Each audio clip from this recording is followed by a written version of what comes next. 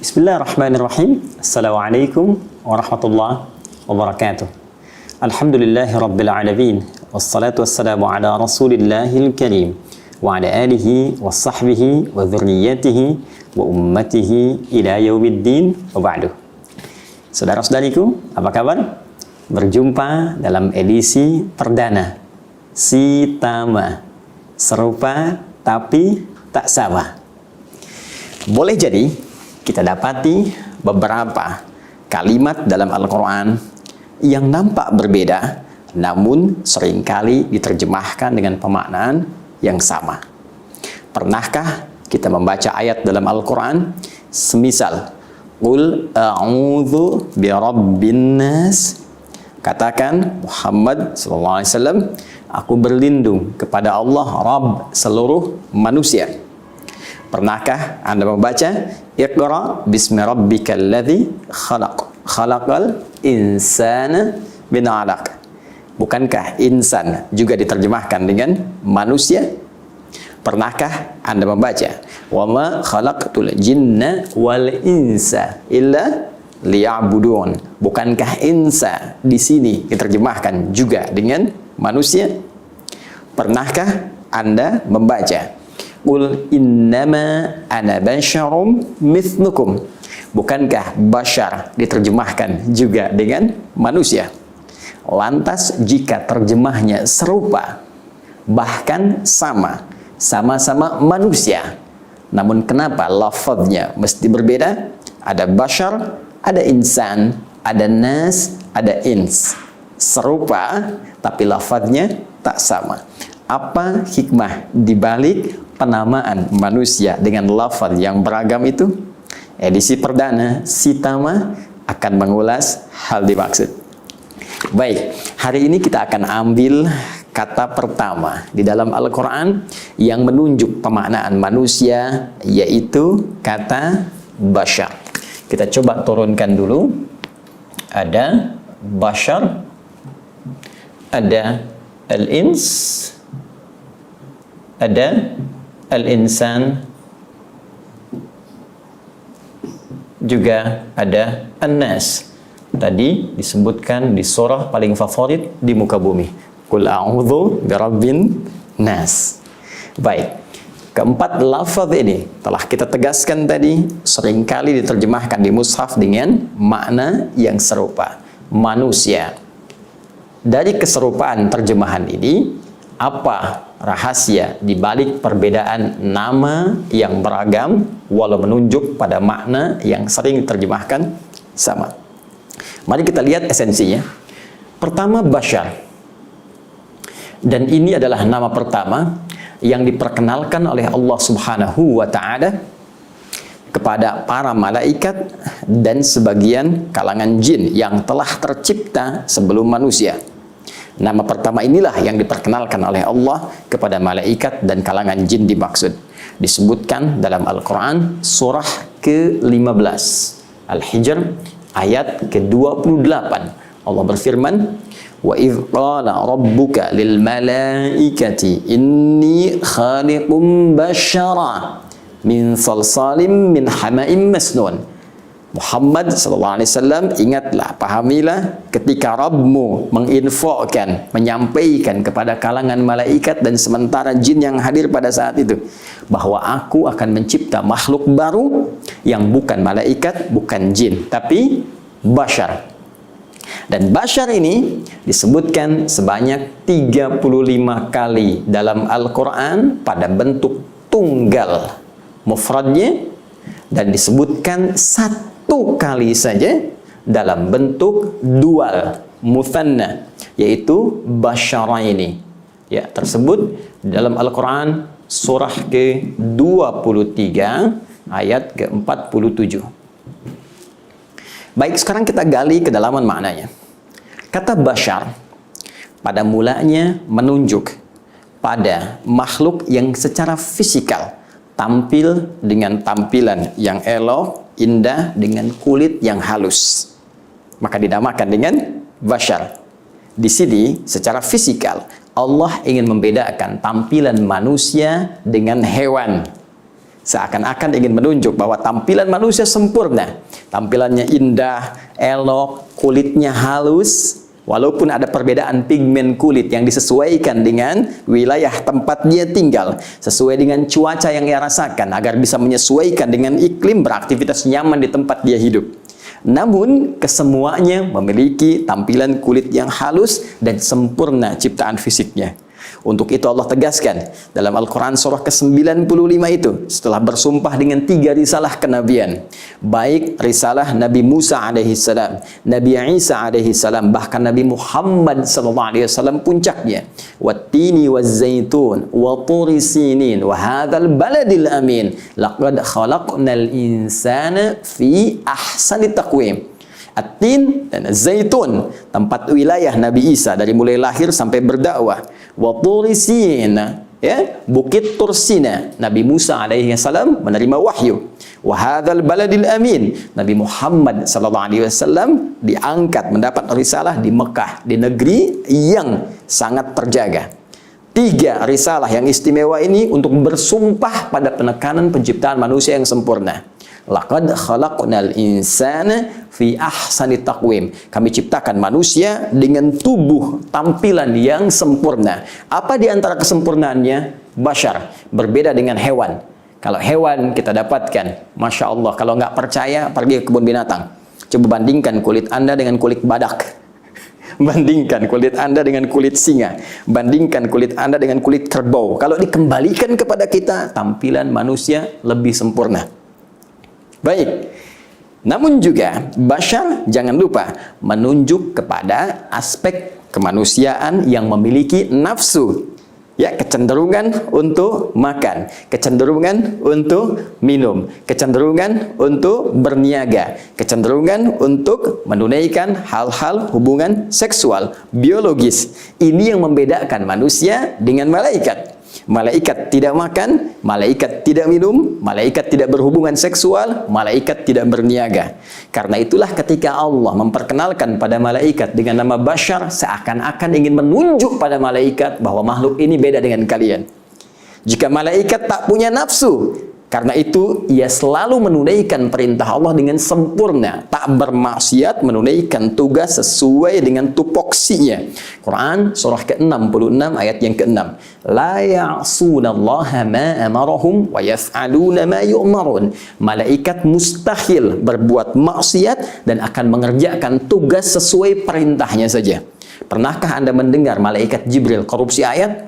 Tidak. Pernahkah Anda mendengar malaikat maut misalnya sengaja bertukar tugas dengan malaikat Ridwan, atau malaikat misalnya Malik, atau malaikat misalnya Mikail? Tidak. Kenapa? Karena semua memiliki jalur yang sempurna dengan sifat takwa yang Allah turunkan. Manusia beda. Manusia diisyaratkan memiliki nafsu. Walaupun hewan memiliki nafsu, tapi manusia tidak sama. Manusia tidak sama dengan hewan. Dari segi tampilan dan dari segi kontrol kehidupan. Apa hikmah yang ingin Allah sampaikan di antara penamaan yang dimaksudkan ini? Pertama, Allah ingin menegaskan tidak ada manusia yang sempurna. Tidak ada manusia yang seperti malaikat. Karena itulah Allah melarang seorang manusia mengkultuskan manusia lainnya, sekalipun manusia itu diutus oleh Allah dengan risalah seperti Nabi dan Rasul. Karena itulah Nabi Muhammad SAW pernah menegaskan dalam Al-Quran surah ke-18 ayat 110 itu, Qul innama ana basyarum mithlukum. Katakan Muhammad SAW, perintah Allah, katakan pada umatmu, aku pun manusia seperti kalian. Jangan kultuskan aku, perintah dari Allah. Karena diduga nanti ada orang-orang yang ketika melihat Nabi membawa mukjizat, sebelum Nabi Muhammad ada Nabi Isa, bisa menghidupkan orang mati dengan izin Allah Subhanahu wa taala. Nabi Musa bisa membelah lautan dengan tongkatnya dengan izin Allah Subhanahu wa taala. Nabi Ibrahim bahkan bisa menghidupkan burung-burung yang mati yang telah dicincang dengan izin Allah Subhanahu wa taala. Jangan sampai ketika engkau melihat mukjizat itu atas izin Allah yang menguatkan kerasulan mereka, namun engkau alih tafsirkan dengan pengkultusan, sehingga engkau bisa saja menjadikan Isa melampaui batas-batas kenabian kenabiannya. Mungkin engkau akan menduganya sebagai lebih daripada nabi. Ada yang menjadikan Tuhan, ada yang menjadikan lebih daripada itu, ada yang bahkan menaikkan derajatnya lebih dari sisi kemanusiaan dan tugas kerasulannya. Apa kata Nabi? Nabi meneruskan perintah Allah, yuha ilayya, aku manusia seperti kalian, cuma bedanya aku diberikan wahyu. Jadi hikmah yang pertama, penamaan Bashar ini memberikan kesan kepada kita bahwa satu, ikuti petunjuk para rasul, tapi jauhi pengkultusan setiap manusia, baik dari kalangan rasul ataupun orang-orang soleh.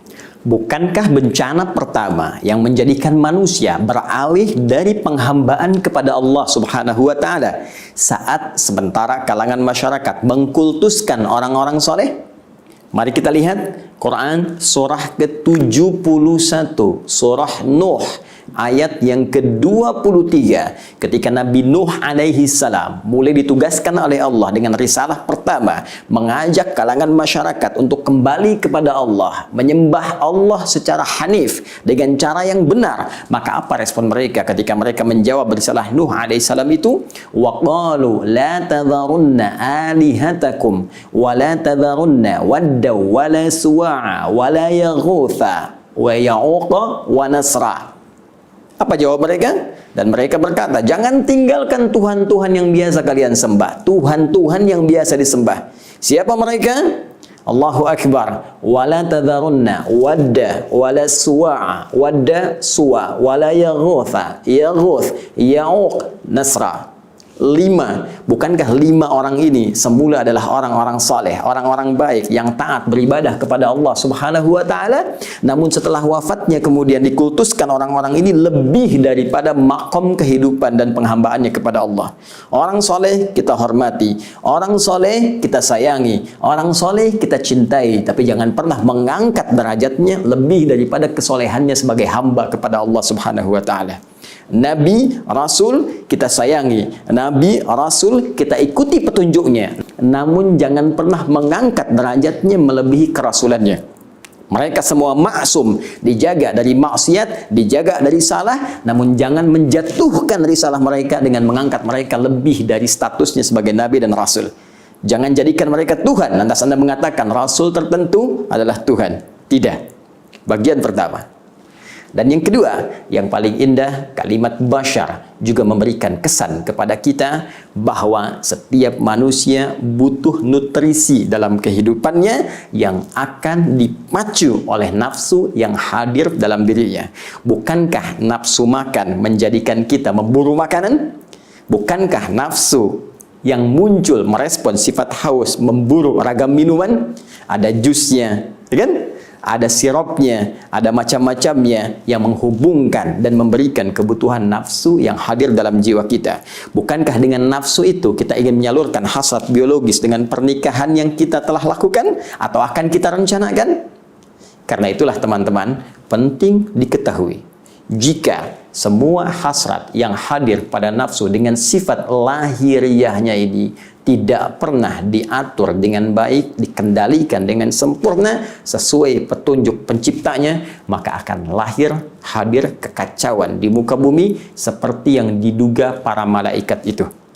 Ketika mereka mengatakan kepada Allah Subhanahu wa Ta'ala saat Allah berfirman, wa idz qala rabbuka lil malaikati inni ja'ilu fil ardi khalifah qalu ataj'alu fiha may yufsidu fiha wa yasfikud dima. Ya Allah, kami khawatir apakah engkau akan menjadikan tugas khalifah di bumi diberikan pada orang yang berpotensi merusak bahkan menumpahkan darah? Kata Allah, qala inni a'lamu ma la ta'lamun. Aku lebih tahu dari apa yang kalian duga itu. Allah memberikan kontrol kepada nafsu supaya dia bisa diarahkan untuk memenuhi aspek kebutuhan lahiriahnya. Maka muncullah bimbingan bagaimana mencari makan yang baik.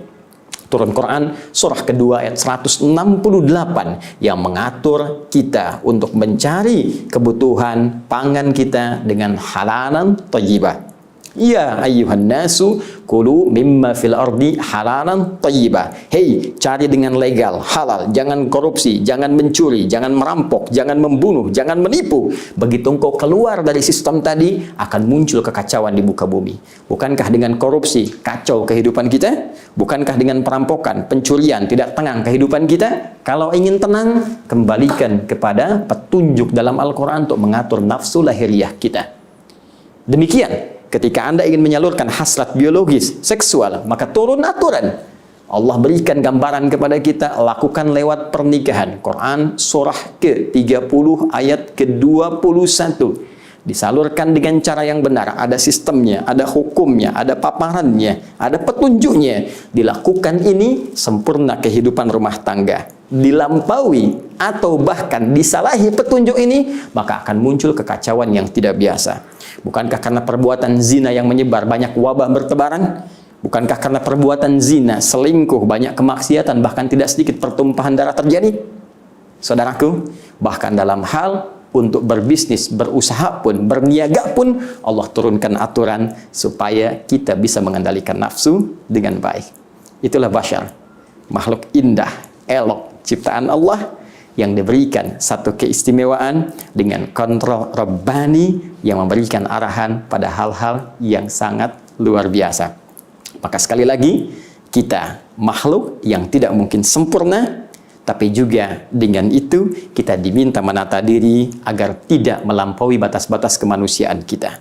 Pun demikian, baca Al-Quran, temukan kata bashar, dan di situ ada petunjuk bagaimana kita mesti mengendalikan nafsu kita ya, sehingga benar dalam petunjuk Allah Subhanahu wa Ta'ala. Adi Hidayat, si Tama, edisi perdana. Assalamualaikum warahmatullahi wabarakatuh.